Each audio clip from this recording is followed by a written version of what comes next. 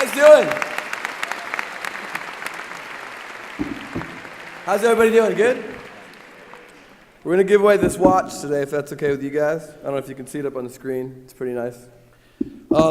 So before we get him up here, I just want to tell a story. So, I remember when I first met Christoph. It was a couple months before we moved over to the UK. The night before we decided we were going to move over, it was me and Josh and Derek. We were in a car on the way to an Atlanta Thrashers hockey game, and we got a call from Jesse who said, do you want to send some owners over to the UK? And we got excited about that, and we talked about it all night long. And the next day, we went in, and we were so excited. We hadn't slept the night before, and we were running the morning meeting talking about how we're going to expand to the UK and how we're going to take the top 5 owners from the states that we had at the time and bring them on over. And Derek and I were running an office together in Atlanta at the time. And after the morning meeting, this kid comes up to me. And it was Christoph, and he says, "Hey, my name is Christoph." I said, "How are you?" He said, "Good." He said, "Hey, I want to go with you guys to the UK." And I was like, "Okay." He's like, "Well, what do you think?" I'm like, "Well, how long have you been here?" He's like, "Well, I started yesterday." And I'm like, "Well, I don't." And he was like on a road trip, so he must have, had his interview like the week before and come to our office on a road trip. And he's like, "Well, what do you think?" I'm like, "I think that's really ambitious of you." He's like, "Well, can I come?" I'm like, "No." And he's like, "Well, what do I need to do?" And I'm like, "All right, get promoted in 6 months, open up an office, train 2 other people to get to management, save $25,000, and give me a call." So 7.5 months later, I get a call. "Hey, Justin, this is Christoph. You remember me?" I'm like, yeah. "How'd everything go?" He's like, "Good." He's like, "So I have $50 more to save, and then I've hit my goal. So I booked a ticket for 2 days from now. I'm coming over to England." And I'm like, "Okay, well, at least come over and visit, come check it out, and make sure you like it." And so he comes over, and we sit there and talk. And at the time, he's running one of the top offices in America. He's making like $3,500, $4,000 a week. And I'm like, "Are you sure? You'd have to start back in the field. You'd have to start back from ground zero. You wouldn't be making the owner stroke anymore. You'd be taking a huge step back." And he's like, "I have gigantic goals. I really want to do this." And so we say fine. And a couple weeks later, he comes over, and he's living at my house. And a couple days into it, we're sitting there, and I said, "Christoph, I got to ask you a question." I'm like, "You're either the smartest guy in the world for trying to take a shortcut or the dumbest guy for leaving what you had, and why'd you come over? Things are going really well for you." And he's like, I have really big goals, Justin." I said, "What are they?" And he says, "Well, my father hasn't had the best life, and he's always worked really hard, and I care about him a lot, and I'd love to retire him. And, it's like if I had a dollar for every time someone told me that be on a beach somewhere right now."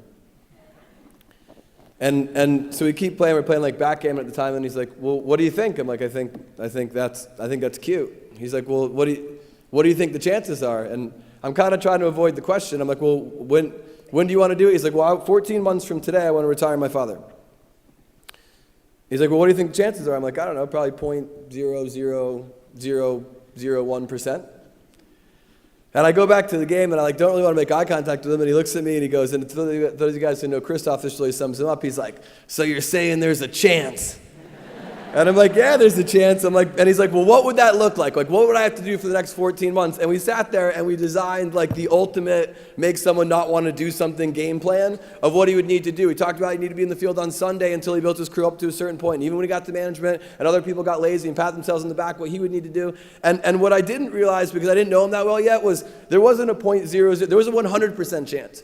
Because when a guy like Kristoff, and for those of you guys who are lucky enough to know him and work with him, when a guy like that meets an opportunity like this, the only thing that can happen is whatever he wants to happen. And that's it. And we're so excited to see where he's come. And since then, he retired his father on stage. Some of you guys were there at the rally 2 years ago. Then he got bored of speaking English. He thought business was too easy in English. He went over to Portugal and built a big business over there and got excited about that. And then went over to Italy. And he's going to help us expand into other places this year. But really more than anything, what I love about what we do is that you take a guy like that and you give him an opportunity, and the sky's the limit. And we're promoting him to vice president today. One of the best moments of my career. I'm sure one of the best days of his life.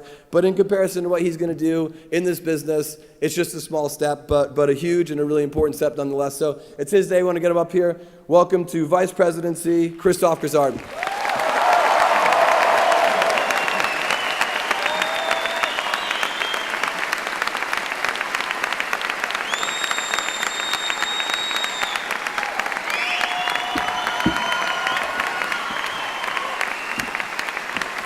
Hello, England. How are you?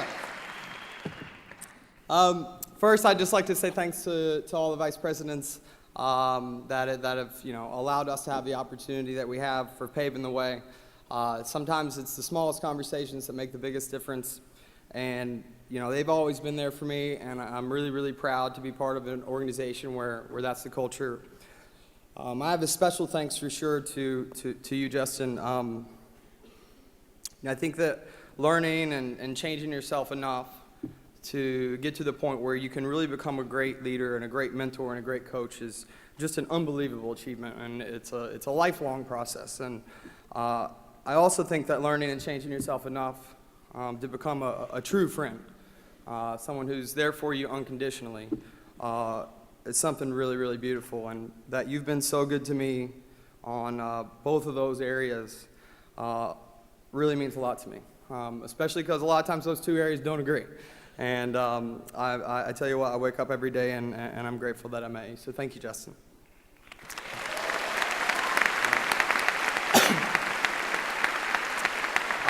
Next, I just want to say thanks to the team.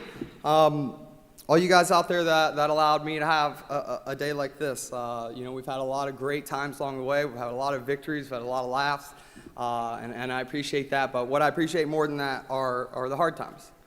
I look back at the last 6 years, and I remember a time when I was just a brand new manager in Maidstone, and I'm working with this guy Boyd Parker, who almost everybody here should know. And if you know Boyd, he's like 12, 14 feet tall, something like that. And so he comes in. I'm a short guy, so he comes into my office. I'm at my office, and I'm just getting the hang of things. I'm just starting to learn how this is. And he comes to my office, and he's upset, which is just kind of a weird thing to see a giant upset. And he comes into my office, and he pulls out, he empties his pockets, and he takes out this 50p coin, and he flips it at me. And I'm like, what's wrong, Boyd? He flips his coin, and I'm like, what is this 50p? Like, I don't need a tip, And he's like, it's all I got.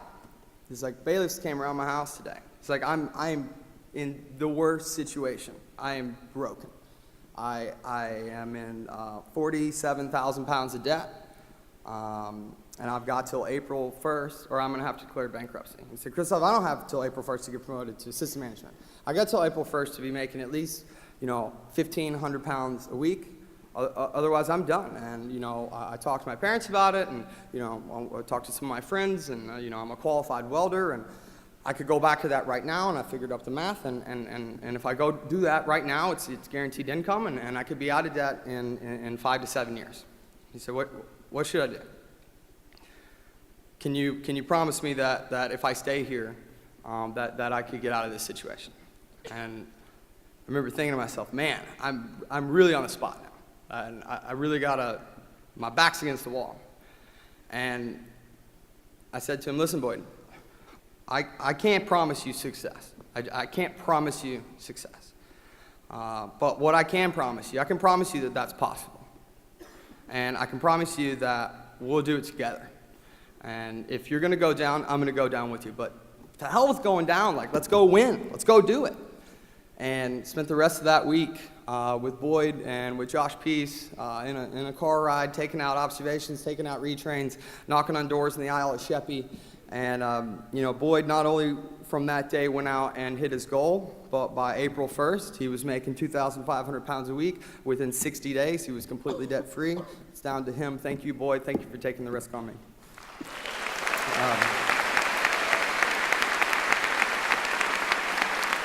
Coming back, remember coming back in that same building a few months later and finding Josh Peace in this back room, hidden away. And not the Josh Peace that you guys know today, not the great, confident, optimistic leader that he's become, but finding a guy who'd lost his whole crew, finding a guy who had lost his way, lost his step seven,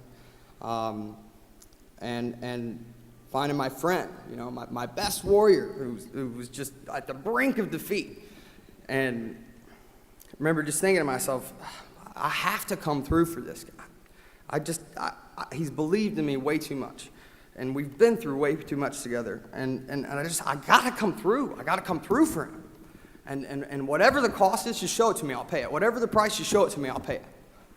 And we made a decision that day to do what it takes to win.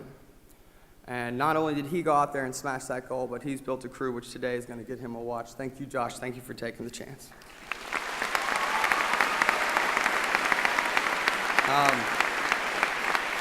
Yeah, I think about when we opened Italy, and there's this guy, Sean Grace, and he was from Wales, and he got promoted to assistant management in Wales, and we talked about opening up Italy, and he gives me a call. He's like, hey, I'm Sean, and I'm like, what's up? He's like, well, you did this call. You said, you're looking for people to help open up Italy, and I said, great. You speak Italian then? He's like, yeah, my girlfriend speaks Italian, so yeah, I speak Italian. And that wasn't true. He spoke no Italian. And, he went over there and spent the next 6 months, and he was by himself. We told him, hey, look, we're not going to be there for a while. You're going to have to go over there. You're going to have to start out. You're going to have to do the prelims, the interviews. You're going to have to be the manager. You're going to have to be the top leader. You're going to have to go to the field. You're going to have to take out observations. You're going to have to figure it out. And it was 6 months into it, and he'd gone up to 20 guys, gone back, gone up to 20 guys, gone back. And it's freezing outside, and we didn't have anything figured out. We didn't speak the language. We didn't, he didn't know what was going on, and we got a new client, and it still wasn't working. And we're being in Portugal, and Justin gave me a call. He's like, bro, you got to go to Milan. You got to go there and see what's going on. We got to make a call on it. We've got Sean there. You've got Simon Morris there, and it's not going well. And we got to figure out what we're going to do. And so I got on a plane, and I landed, and I just went straight to the field because that's where they were, somewhere called Gorgonzola. Apparently they make a lot of cheese there, but not a lot of sales. We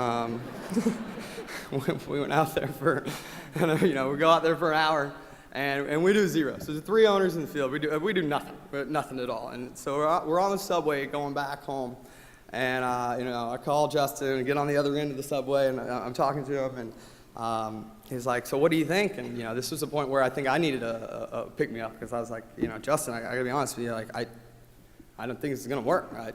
And he's like, Kristoff, just go do what you do.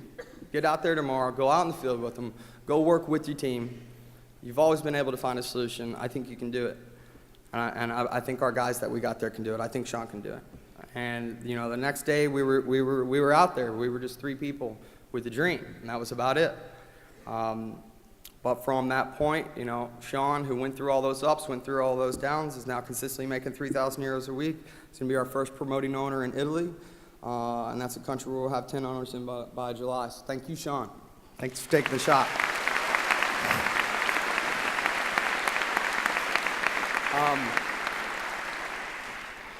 And I look back at the last 6 years, and the part that scares me the most, because there was one day where I left. There was one day I quit, and I think about that day. I was pretty new, and I remember going to the field and taking 72 no's straight. It's just being done. Just not doubting the business, not doubting the opportunity, but just I'm just like, I'm done. I'm out. I remember walking out of the field, leaving the field like 5 o'clock, taking all my stuff, taking out all my applications, and threw them in the back of my Volvo, and I'm just like, I'm done. And I happened to be in my hometown that day. That's where I was knocking doors at, and I'm driving back, and I'm driving back home, and I go by this movie theater, and I just do a U-turn in the middle of the road. I'm like, you know what? I love movies, and I love movies because they at that point in my life, it was a time where for a couple brief hours, I could forget about all my problems. I could get sucked into this fantasy and forget about my issues. And so I go to see this movie, and I'm walking by the outside, and they have those posters out front with the pictures of the movies, and I didn't know what was playing. But I saw this picture. There's this guy, Will Smith, up there, and I'm like, oh man, Will Smith is so funny. I'm gonna go see a comedy. This is gonna be great. I'll get back in a good mood. I'll go back home, figure out what I'm gonna do next. And it wasn't a comedy. I don't know if you've ever seen the movie. It was a movie called The Pursuit of Happiness.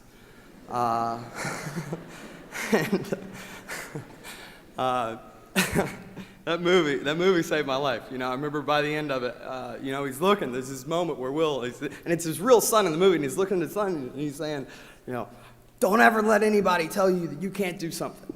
Not even me. I remember thinking to myself then, like, man, you're being weak. Let's just get back out there. There's got to be a way you can do this. And there was another time I came back in for settle-ups was when I came to work with Justin, and and I'm out in London, I'm knocking on doors, but it was one of those moments where I hadn't given 100% that day. I knew it.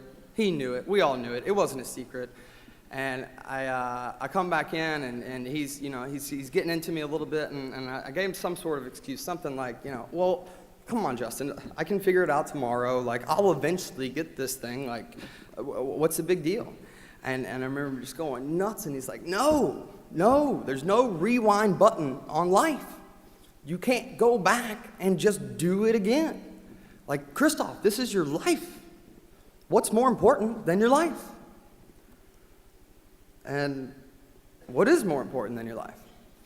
And I hope that you don't return it, unused with all these moments of things that you almost accomplished, all these things uncompleted, all these times where you did just enough not to win, just enough not to have a victory.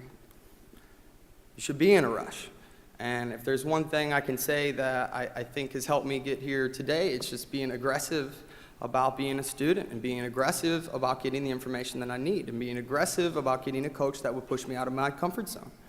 And the way that I look at the business is, how your first week in the field, I remember going out my first week and we were selling certificates and, everyone was saying, oh, I don't have any money, I don't have any money, I don't have any money. So I come back, I hadn't hit the bell and the manager says, well, why didn't you hit the bell? And I said, well, nobody had any money. And I thought that was like a really legitimate problem. And so then I remember sitting with a high roller, and I said, well, what do you do when someone says they don't have any money? How do you create money out of a rock, And he said, no, I just use this objection. Oh, I know how you feel. I felt the same way. Like, that's why we're doing credit cards and checks and blah, blah, blah, blah. And, then going out in the field the next day, and in that situation, using the information that I had, and then ringing the bell. And I look at the business that way, that maybe there's 10,000 situations here. Maybe there's 15,000 possible situations you'll ever be in your whole career. And there's a right and a wrong way to handle each of those situations. There's an answer, there's a solution for each of those situations. And so shame on me if I got a coach who knows all those questions, knows all those answers, and I have access to that information like everyone here does. Shame on me if I don't at least know what they would say. And I don't think that you ended up in this room today by accident. You're not here, you're not in this place, on this day, in this room, as an accident. And you're capable, if you choose, of really making a difference. You're capable of having a really great life. I think 6.5 years ago, it's right before I started in the company. You want to know what today means to me? 6.5 years ago, I was in such a tough situation. Didn't have a career, didn't know what I was going to do with my life. I was $26,000 in debt, and most months, I couldn't even find $375 to pay my rent. And I loved sleeping because when I slept, I could forgot about all those problems, and what's this business given to me? I'd say, I think about sleeping, I think about waking up. And you have a moment when you wake up, you have that first second where you're still dreaming and you don't really know what's going on and you're still kind of out of it. But then you have that second moment where reality hits you and where your problems come flooding back to you. And for me, 6.5 years ago, I hated that second. It was awful. I wanted to go back into dreamland.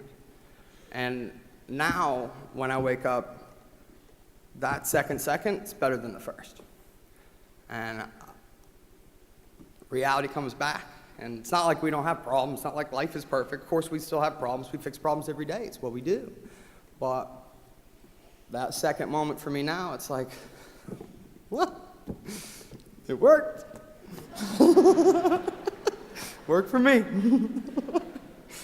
So I'm going to leave you with my favorite quote.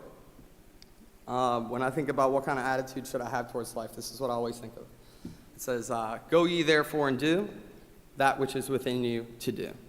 Take no heed of gestures which would beckon you aside, and ask of no man permission to perform. Thank you, guys.